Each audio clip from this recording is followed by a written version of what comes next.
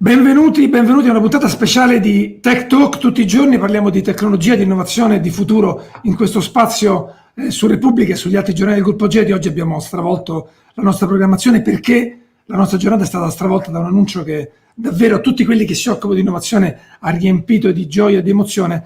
Elon Musk sarà in Italia, sarà a Torino il 23-24 settembre alla Italian Tech Week. Non via Zoom, non sarà una videochiamata, viene davvero e sarà un grande evento, sarà una grande festa di innovazione. Per questo ho chiamato un po' di amici protagonisti del mondo di innovazione per ragionare su chi è Elon Musk, che cosa significa il fatto che venga in Italia, che altro succederà in questa Tech Week di Torino di questi due giorni. Un sacco di amici, il primo ci deve lasciare subito, ma ve lo annuncio, ve lo spoilero, sarà uno degli ospiti della Tech Week di Torino, Marco Trombetti, fondatore e amministratore di Translated, leader di P-Campus, acceleratore, venture capitalist, uno dei meglio quando si parla di startup e di innovazione in Italia. Benvenuto Marco. Ciao Riccardo. Marco, sei sul palco con Elon Musk. Notizia fantastica, ma non perché io sono sul palco con Elon Musk, perché Elon Musk viene a trovarci in Italia e parlerà di tecnologia qui da noi. Secondo me è una notizia incredibile. Grazie a te per aver organizzato questa cosa, a tutto il gruppo. C'è un gruppo di lavoro che adesso vi presento perché sono loro che lo hanno fatto. Senti, che cosa rappresenta Elon Musk per chi fa innovazione? Per molti di noi non rappresenta semplicemente un modello di riferimento, è un eroe. Per il suo modo di pensare in grande, pensare a lungo termine e con un senso d'urgenza incredibile, per cui sì, pensiamo a quello che succederà fra 30 anni, ma ogni giorno, entro la fine della giornata, bisogna portare a casa qualche cosa. E queste due cose insieme sono quelle che l'innovazione ti permettono di fare cose grandiose, e lui è esempio per tutti noi. Spero che... Senti, visto che ci toccherà intervistarlo, anche se sarà un dialogo con John Elkann quel giorno, una domanda per Musk tu ce l'avresti? Se c'è un altro problema che lui pensa sia importante, che non ce la fa a lavorarci e vuole che ci lavoriamo noi. Bene, senti, io ti presento invece l'organizzatrice della Tech Week, insieme a Giorgio Leonardi e Andrea Griva, l'organizza Diala Daveni. Benvenuta Diala. Ciao Riccardo. Tanto finalmente conosci Marco Trombetti. Piacere di conoscerti anche se virtualmente. Allora Marco, noi ti dobbiamo lasciare tra un po', tu quando vuoi vai? E allora vi lascio subito, vi lascio proseguire. Allora, Diala, intanto stamattina la notizia, penso che erano mesi che ci stavamo lavorando, giusto? Sì, stavamo lavorando su questo nome da tanti mesi, però finalmente questa mattina abbiamo avuto l'opportunità di annunciarlo e siamo tutti molto contenti e aspettiamo con ansia il 23 settembre. Senti, tu resterai con noi tutta questa mezz'ora in cui parleremo di Musk in tanti modi. Tanto, una cosa in più, che cos'è la Italian Tech Week? Perché non è la prima edizione, siamo alla terza, giusto? Sì, diciamo che ufficialmente siamo alla seconda, ne abbiamo fatta una nel 2018 che era un po' sotto traccia. Però sotto traccia con chi? Però, scusa, sotto traccia con? C'erano Reid Hoffman, Peter Thiel, Xavier Niel, c'erano un po' di personaggi. Cioè c'era il Gotha della Silicon Valley ed era sotto traccia. Poi avete fatto la seconda con il fondatore di Spotify. Esatto, nel 2019, nel 2020 abbiamo avuto un piccolo stop e invece quest'anno abbiamo deciso di tornare. Ce l'ha avuto tutto il mondo fondamentalmente, non è stato l'evento. Senti, sono 2 giorni a Torino alle officine grandi riparazioni? Esatto, 23-24 settembre ci sarà questa conferenza sul tech. Il primo giorno sarà più focalizzata su startup, investimenti, innovazione nelle corporate e più in generale. Senti, hai citato le startup, Diala, ti presento un'altra persona che secondo me è importante conoscere quando si parla di startup in Italia, quando si parla di venture capitalist in Italia, il presidente di VC Hub, e tra l'altro a Torino ha fatto anche delle cose, viene da Torino, torna a casa, Gianluca Dettori. Ciao Gianluca! Ciao! Allora, tanto benvenuto alla Italian Tech Week, sarai uno sul palco di settembre. Wow, che bello! Senti, parlami di Elon Musk, visto da uno che nella vita come te fa innovazione da quando era piccolo. Lui proprio incorpora tutta quella sfrontatezza e irrequietezza che è classica della cultura hippie, post-hippie della Silicon Valley. Cioè, il bello è che lui appunto si dà delle sfide impossibili e in genere riesce anche a portarle a casa. E anche appunto si dà dei compiti impossibili, cioè tipo colonizzare Marte, no? Cioè sono quelle cose che tu dici, ok, ma anche volessi, ma invece... Se tu, una cosa affascinante per chi sta ascoltando, io me la sono guardata più di una volta, c'è un video su YouTube di circa un'oretta e mezza dove lui racconta tutti gli step, le sfide ingegneristiche che hanno dovuto superare per arrivare a ipotizzare di colonizzare Marte, tra cui una sfida importante che è il business model. Dice, ma come? E alla fine della conferenza dice, sapete che c'è? Abbiamo capito anche come ce lo pagheremo la colonia di Marte. E sarà cosa? Con le telecomunicazioni, quindi con la rete di satelliti che sta costruendo, tra cui porterà il broadband in tutto il mondo dalle bassa orbita. Capisce? Uno Senti, che fa Gianluca, che situazione trova per le start-up in Italia Elon Musk quando arriva a settembre? A che punto siamo? Non ti intristire? No, non mi intrittisco, perché rispetto a 10 anni che tu sai che io e te abbiamo visto tante cose succedere, sicuramente la situazione adesso è un paradiso rispetto all'inferno che era 5 anni fa, 10 anni fa. È certo che ci fa molto triste, ci sentiamo sempre un po' menomati quando vediamo i nostri concorrenti francesi che fanno i round da 250 milioni, da 600 milioni, da 50, 100, 200, e noi dobbiamo competere sugli stessi mercati ma con capitali che sono un decimo, un ventesimo, un trentesimo. Senti, Gianluca, ma secondo te il fatto di Musk finalmente in Italia, quindi la figura simbolo dell'innovazione in questo momento nel mondo che viene in Italia, può aiutarci, ci può dare la spinta per accelerare, secondo te? È l'occasione per farlo? Io spero che faccia capire al nostro establishment, alla nostra leadership, che Elon Musk è una persona, un essere umano come tanti ci sono in Italia, che però nella sua vita ha prodotto un'azienda che si chiama eBay, che oggi vale 330 miliardi, ha fondato una roba che si chiama Tesla che vale 600 miliardi, ha fondato una roba che si chiama SpaceX che vale 74 miliardi, senza parlare delle altre startup che ha finanziato, fondato, The Boring Company e Hyperloop e quant'altro, no? Quindi queste individualità, queste capacità imprenditoriali di spinta, di rottura, disruptive, creano un'economia fondamentale che oggi è il vero punta di diamante dei sistemi economici moderni. Oggi le aziende che nascono operano in questi campi qua, con queste tecnologie qua. Non può nascere oggi un'azienda che non sia tecnologica, quindi se noi non ci dotiamo dell'infrastruttura e della mentalità per andarli a scovare e farle diventare delle aziende di successo, queste aziende qua, queste una volta le chiamiamo startup, non ne usciremo, rimarremo sempre marginalizzati a quei business come il turismo, quelle cose che noi abbiamo da offrire storicamente, ma l'economia oggi è lì. Quindi questa può essere l'occasione per darci una sveglia, diciamo così. Speriamo, sì, a volte queste cose aiutano a aprire la mente. Senti Gianluca, hai parlato del lato spaziale di Elon Musk, che è uno dei più affascinanti, sicuramente c'è il mondo Tesla, c'è il mondo Hyperloop, lui sta giocando tante partite contemporaneamente, e per il lato spaziale abbiamo invitato un'amica, un'astrofisica, Patrizia Caraveo, benvenuta, che ha scritto un libro tra l'altro su Musk. No, non è un libro su Musk, ho scritto un libro sul cielo che si chiama Il cielo è di tutti. Dove tu parli di una cosa importante della storia di Musk, che non è soltanto il fatto di colonizzare Marte, come stavamo dicendo adesso, ma anche di questa costellazione di satelliti. Questa costellazione di satelliti che, come giustamente ha detto Gianluca, è quello attraverso il quale lui spera di avere abbastanza ricavi per colonizzare Marte. Diciamo che io ho i miei dubbi su quanto possa essere interessante dal punto di vista economico questa sua avventura. Ma lo sai Patrizia, che adesso in Italia si può comprare l'abbonamento al satellite, il servizio non è ancora attivo, si può già fare? Lo so perfettamente, ma voglio dire, quanto ti costa? No, ti costa tanto, ma va in aree ovviamente dove non ci sarebbe altrimenti internet in nessun modo. Cioè non c'è un altro modo di portare la rete, in quel modo ce l'hai.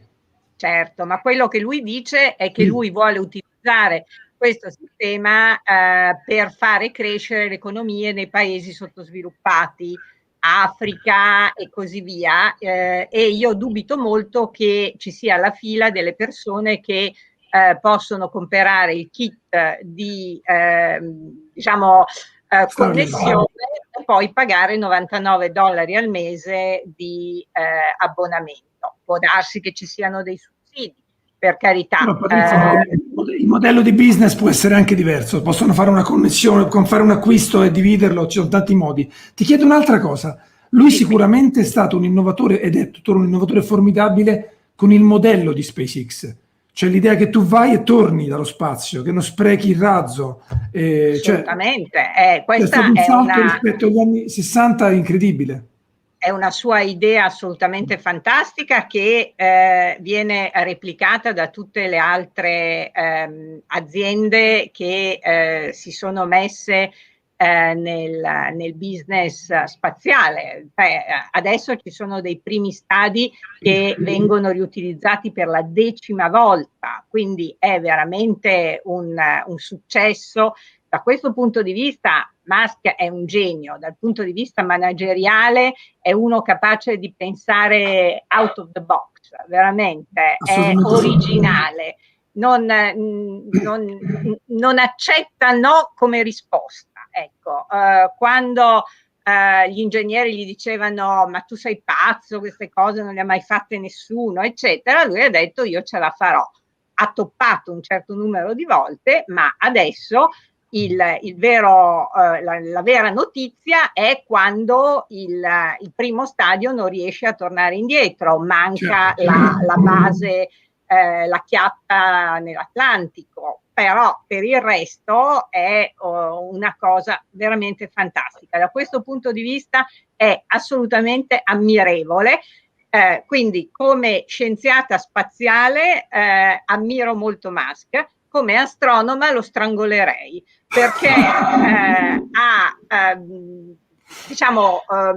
hanno pensato questi meravigliosi Starlink, sono dei satelliti fantastici, ma piccoli col fischio, sono dei tavoli da cucina, sono 3 metri per 1,5 metri. Però hanno ridotto la luminosità, Patrizia, giusto? Hanno ridotto la luminosità perché gli astronomi gli hanno detto quello che pensavano di lui e quindi lui, devo dire, è stato molto corretto, ha detto ops, non ci avevamo pensato, infatti, assolutamente vero, e quindi hanno inventato le alette parasole, hanno fatto una serie di cose. Patrizia, perdonami, che abbiamo ancora 2 amici che sono in attesa di intervenire. Allora, intanto Elon Musk l'abbiamo raccontato in tutte le sue sfumature imprenditoriali e da innovatore, è anche un influencer sui social, cioè anche uno che quando parla sui social accende delle discussioni incredibili, usa benissimo Twitter. Quando in Italia parliamo di social media, il numero 1 probabilmente a studiare quello che accade sui social media è Vincenzo Cosenza. Ciao Vincenzo. Ciao Riccardo, grazie dell'invito. Ben arrivato. Senti, raccontaci Musk, il lato social di Elon Musk. Musk ama Twitter, diciamo, e odia Instagram, per esempio. L'ha più volte definito un social deprimente perché si è obbligati un po' a essere sempre felici e lui non lo è sempre, quindi non lo ama per niente. Tra l'altro ha anche una diatriba nei confronti di Zuckerberg, quindi si focalizza molto su Twitter, dove fa il personaggio anticonformista e ha inventato un nuovo modo di essere CEO, appunto come dicevi tu, un CEO influencer, un CEO che riesce Quanti a smuovere... follower ha adesso su Twitter?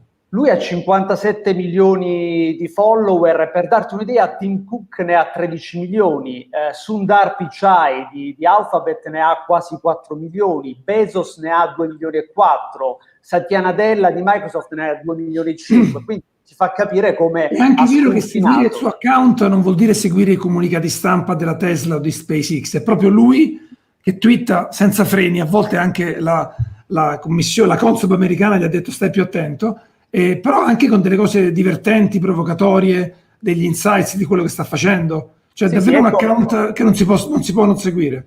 Esatto, ecco perché appunto ha un'audience molto più ampia rispetto a quella degli altri CEO, quindi ha sempre qualcosa di originale e di divisivo, direi, da dire e da scrivere. Ecco perché fa arrabbiare molto non solo la Silicon Valley, ma anche il suo consiglio di amministrazione, che più volte è costretto poi a rincorrerlo e a fargli fare un po' di marcia indietro, come è accaduto ultimamente con l'idea di far comprare le Tesla con i Bitcoin.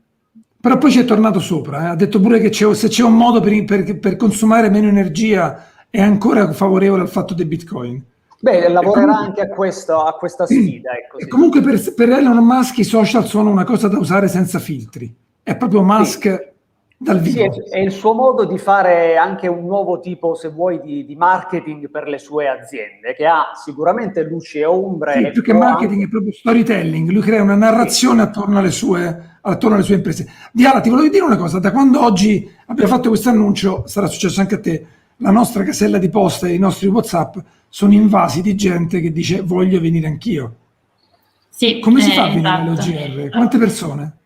Allora, in realtà con le restrizioni che ci sono oggi possiamo ospitare fino a 500 persone, quindi al momento stiamo Le OGR lavorando. sono molto grandi, per fortuna. Sono le officine grandi riparazioni di Torino, che sono un posto bellissimo. Sono un posto grandissimo che in un tempo normale avrebbe una capienza molto molto superiore, ma purtroppo in questo momento le restrizioni ci consentono solo 500 Quindi persone. 500 persone in questo momento sono tutti su invito?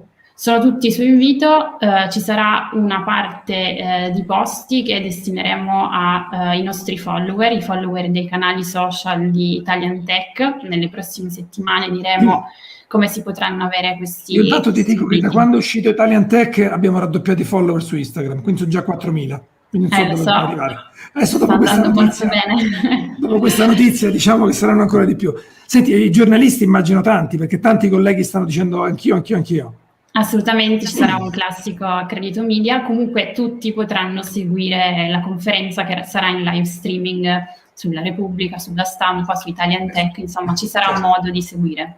Certo, assolutamente sì. Senti, molti del mondo dell'innovazione stanno anche scrivendo per dire voglio venire anch'io. E uno di quelli che mi ha scritto è uno dei numeri 1 italiani e non solo italiani della robotica, che sta a Napoli, che sia il professor siciliano che vedo qui collegato, credo da Ischia o da Capri. Dove sei, professore? Ischia, sono Ischia. Se regge la connessione, vediamo. C'era un charity event ieri sera sul Monte Pomeo, uno scenario fantastico per i bambini del Santo Bono, e quindi ero stato invitato e quindi ho approfittato, faccio la settimana di smart working da Ischia. Senti Bruno, professore, hai davanti Diana D'Aveni, è il capo della Tech Week, non ci sono posti per venire, è il momento di perorare la tua causa per un posto alle OGR. Parlaci del tuo rapporto con Musk. Dunque, io l'ho sempre apprezzato perché appunto è stato detto, cioè è sempre stato un visionario. Poi per noi che facciamo tecnologia, che facciamo intelligenza artificiale fisica, come mi piace parlare, è veramente una persona che ha osato. Anche perché in questo mondo dell'intelligenza artificiale c'è molto, no? Cioè, è stato fatto di tutto e di più. Lui con Tesla, con SpaceX, è andato ai confini, ai limiti della tecnologia, prendendo ovviamente dei grossi rischi, perché sappiamo bene, un conto è fare tecnologia, con innovazione digitale, ma nel momento in cui noi aggiungiamo la dimensione fisica, io ricordo quello scontro che lui ha avuto proprio sui social con Zuckerberg nel 2017, a proposito delle conseguenze etiche e morali di applicare l'intelligenza artificiale a sistemi fisici. Bene, io ho ripreso quello spunto per cui ogni volta che faccio un talk, oppure un keynote, oppure che mi capita proprio di parlare a una platea vasta, cioè non solo i polli di allevamento, cioè gli studenti di ingegneria, come li chiamo io, e ovviamente è una persona che sfida. Allora uno si può chiedere, ma qual è? Io ho apprezzato molto la chiosa di Patrizia come astronoma, magari io lo detesto e così via. Però è proprio andando out of the box, cioè oltre il limite, che in qualche modo poi ci sono dei prodotti di fallout. Prendiamo Asimo, il robot di Honda. Uno si chiedeva perché un'azienda come Honda negli anni 80, anni 90 dovesse investire in questo settore. Ma perché? Perché poi c'è stato il fallout e tutti gli uniciclo che vengono utilizzati, che è diventato un prodotto commerciale, è una tecnica applicata di stabilizzazione automatica applicata per un sistema difficile come la deambulazione del bipede. Professore, una cosa. Professore, hai citato prima il tema dell'intelligenza artificiale nel suo dibattito che ha avuto con Zuckerberg. E devo dire, rispetto a uno che pensa out of the box, è stato uno di quelli che si è posto il problema di dare dei limiti all'intelligenza artificiale. Certo. E anche investendo in OpenAI, che è una società di San Francisco da cui sono uscite fuori delle cose davvero interessanti, ma il problema di dire ok, è una roba formidabile, ma diamogli una direzione positiva, se l'è posto prima di altri. Sì, no, assolutamente. Tra l'altro gli amici, forse una volta ne abbiamo pure parlato, uno dei miei mantra è di ispirazione matematica, e keep the gradient. Ovviamente la direzione positiva del gradient, no? Quella, insomma, diciamo che in qualche modo. Bene, volendo paragonare quello che fa Musk è un keep the action, cioè che è la derivata seconda, cioè lui sta una derivata avanti nel portare, diciamo, nell'osare e soprattutto, diciamo, da un punto di vista fisico. D'altra parte il mondo sta cambiando. Prendiamo l'esempio di Boston Dynamics. Boston Dynamics è nata, diciamo, sotto l'egida del Department of Defense, DARPA, poi è passata a Google, quindi tutto il mondo della tecnologia digitale, dell'intelligenza artificiale, poi è passata a SoftBank in Giappone per interessi meramente finanziari. Bene, ora è stata acquisita da Hyundai e questo qualcosa ci deve dire, perché Hyundai sta investendo nella mobilità e nei servizi, nel robotaxi, e quindi vuole prendere tecnologia più avanzata rispetto a quello per vincere in qualche modo la partita dell'innovazione con Tesla, con altri, diciamo, stakeholders che introdurranno questa tecnologia nei sistemi fisici.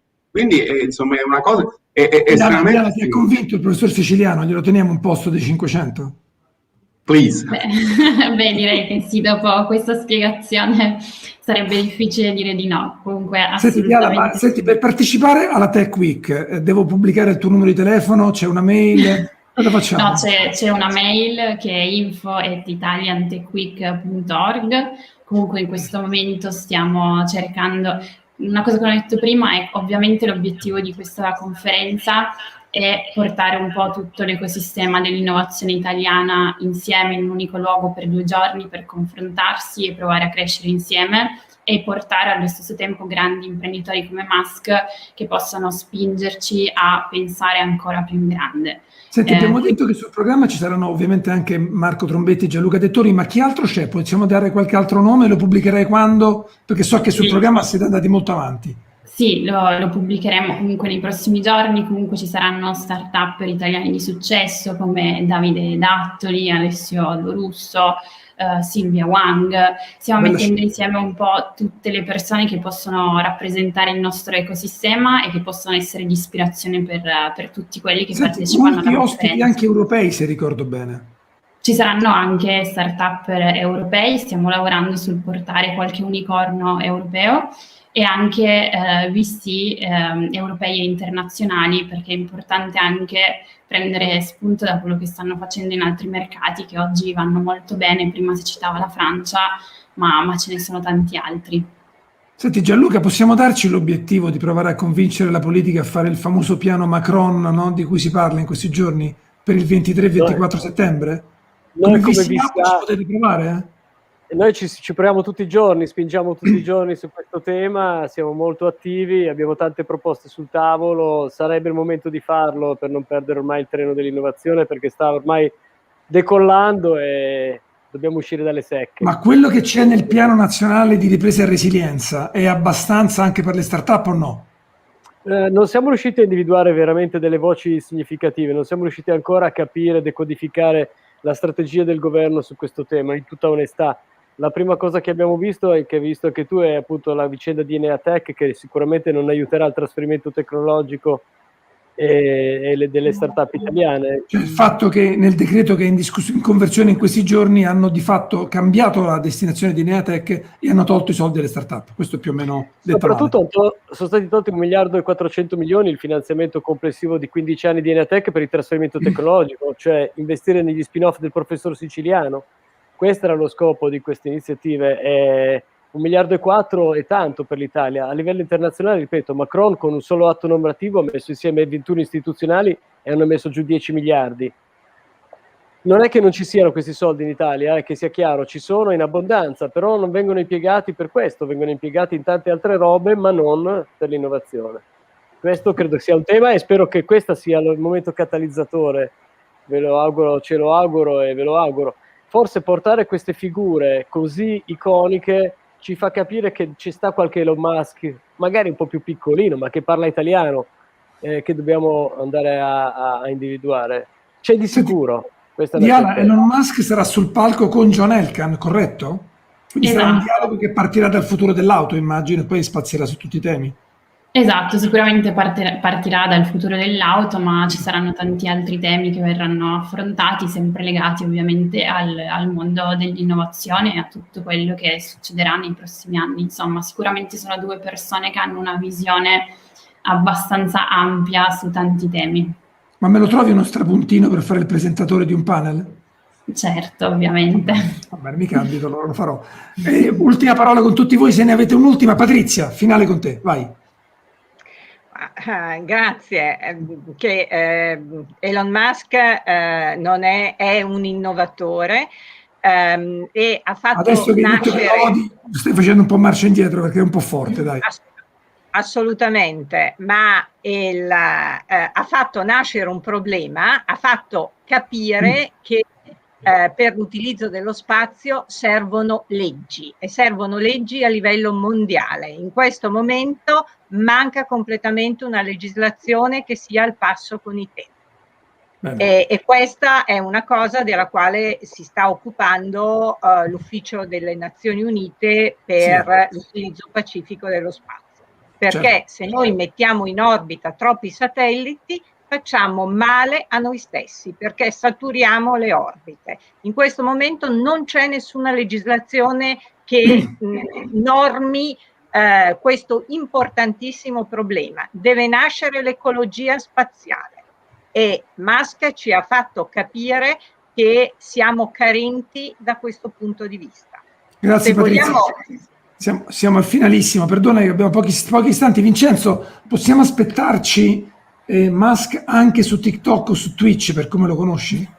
Non credo, onestamente sono dei social un po' troppo... Però a un certo punto l'abbiamo visto su Clubhouse all'inizio, Clubhouse vero? Sì, ma infatti rifugge dai social molto centrati sull'immagine e quindi sì, forse su Twitter Spaces.